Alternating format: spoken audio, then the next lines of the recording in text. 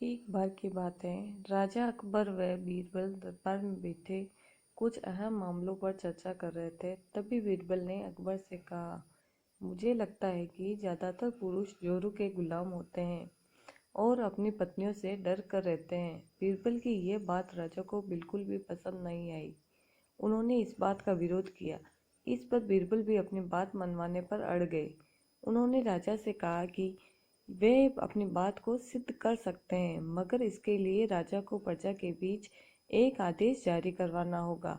वह आदेश ये था कि जिस पुरुष के अपनी पत्नी से डरने की बात सामने आएगी, उसे दरबार में एक मुर्गी जमा करानी होगी।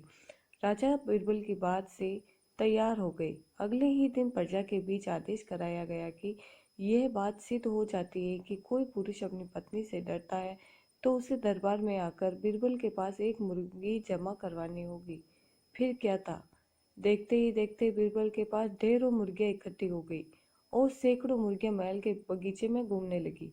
अब बीरबल राजा के पास पहुंचे और बोले, महाराज, महल में इतनी मुर्गियां इकट्ठा हो गई है कि आप एक मुर्गी खाना खोल सकते हैं, इसीलिए अब आप इस आदेश को वापस ले सकते हैं। मगर महाराज ने इस बात को गंभीरता से नहीं लिया और महल में मुर्गियों की संख्या धीरे धीरे और भी ज्यादा बढ़ने लगी। इतनी अधिक मुर्गियां महल में जमा हो जाने के बाद भी जब राजा अकबर बीरबल की बात से सहमत नहीं हुए, तो बीरबल ने अपनी बात सिद्ध करने के लिए एक नया उपाय निकाला। एक दिन बीरबल राजा के पास गए और बोले, महाराज, मैंने सुना है कि पड़ोस के राज्य में एक बहुत ही खूबसूरत राजकुमारी रहती है। अगर आप चाहे तो क्या मैं आपका रिश्ता वहां पक्का कराऊं?